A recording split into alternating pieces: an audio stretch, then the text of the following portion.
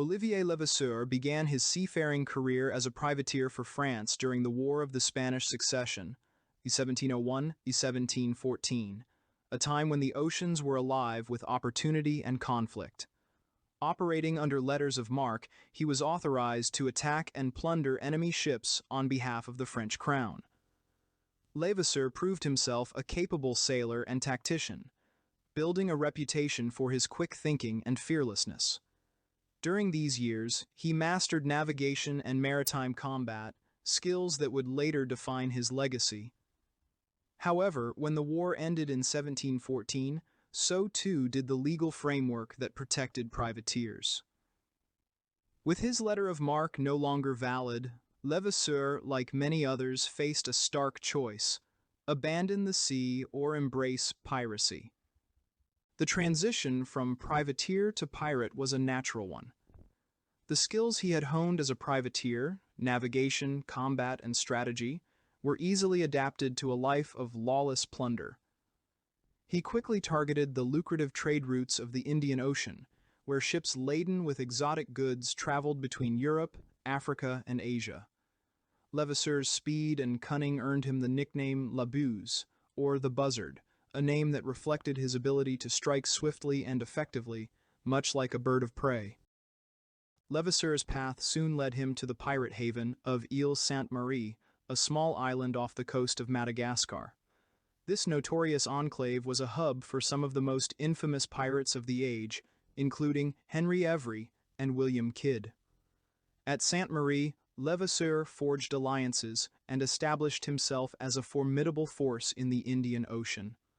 Surrounded by seasoned outlaws, he further refined his tactics, learning to outwit not only his prey, but also the growing naval forces hunting pirates. The island's strategic location allowed him to launch raids on passing ships and retreat quickly to safety. Among his daring exploits was the infamous attack on the Dutch ship decode, the Sweetness, a vessel laden with spices, gold, and precious gems bound for European markets. The raid took place in the Indian Ocean, where Levasseur and his crew spotted the ship navigating the trade routes. The pirates launched a sudden and brutal assault, catching the Dutch crew off guard. Despite being outgunned, Levasseur's tactical expertise ensured their victory. The pirates employed intimidation and overwhelming force, though reports suggest they avoided unnecessary bloodshed whenever possible to preserve the morale and cooperation of captured crews. The plunder from decode was substantial, adding to Levasseur's growing hoard of wealth and cementing his reputation as a master of the seas. It was during this time that Levasseur achieved his most legendary feat. In 1721, he and his crew set their sights on the Portuguese galleon Nossa Senhora do Cabo. The ship, carrying one of the richest cargoes in maritime history, had been severely damaged in a storm and sought refuge near the island of Réunion. Levasseur seized the opportunity, launching a daring and well-coordinated attack. The Portuguese crew, already weakened by the storm, was no match for the experienced pirates. The victory was swift, and the plunder was extraordinary. The haul from the Nossa Senhora do Cabo included gold bars, silver ingots, diamonds, pearls, silks, and the famed Fiery Cross of Goa, a massive golden cross encrusted with precious stones. The cross alone was so heavy that it required 3 men to carry it. This single raid cemented Levasseur's reputation as one of the most successful pirates of his time. Stories of the treasure spread like wildfire, and Levasseur's name became synonymous with audacity and fortune. After the raid, Levasseur reportedly hid a significant portion of the treasure. Legends suggest that he buried his wealth on one of the Seychelles Islands, ensuring its secrecy with a cryptic map or coded instructions. This alleged treasure has fueled centuries of speculation and treasure hunts. The cryptogram attributed to Levasseur is a puzzle of symbols, numbers, and letters that has yet to be deciphered, adding to the mystique surrounding his legacy. As Levasseur's fame grew, so did the efforts to capture him. European powers, alarmed by the disruption piracy caused to their trade routes, intensified their campaigns against pirate leaders. Levasseur became a fugitive, constantly on the move to evade capture. His ability to navigate the intricate archipelagos of the Indian Ocean and his understanding of naval tactics allowed him to outmaneuver his pursuers for years. He established bases across the Seychelles, utilizing the rugged terrain and secluded coves to his advantage. Yet, his growing notoriety made it increasingly difficult to remain hidden. By the mid-1720s, Levasseur's life as a fugitive began to take its toll. The British and French navies launched coordinated efforts to dismantle pirate networks, and Levasseur's luck eventually ran out. In 1724, he was betrayed by informants and captured near Madagascar. He was transported to Bourbon Island, modern-day Réunion, where he was tried for his crimes.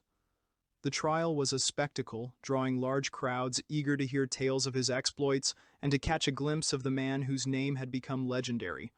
Despite his attempts to defend himself, Levasseur's fate was sealed. He was sentenced to death by hanging, the standard punishment for piracy. On July 7, 1730, he faced the gallows with characteristic defiance. In his final moments, Levasseur performed an act that would immortalize him in history. He removed a necklace from around his neck and threw it into the crowd, shouting, "Find my treasure, he who may understand it."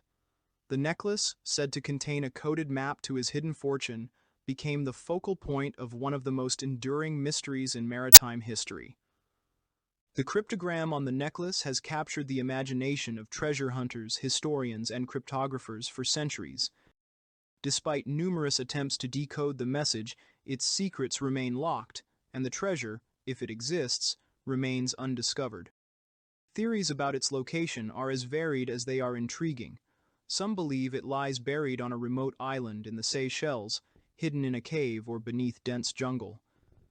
Others suggest it may be concealed on Réunion or Madagascar, islands that played pivotal roles in Levasseur's life.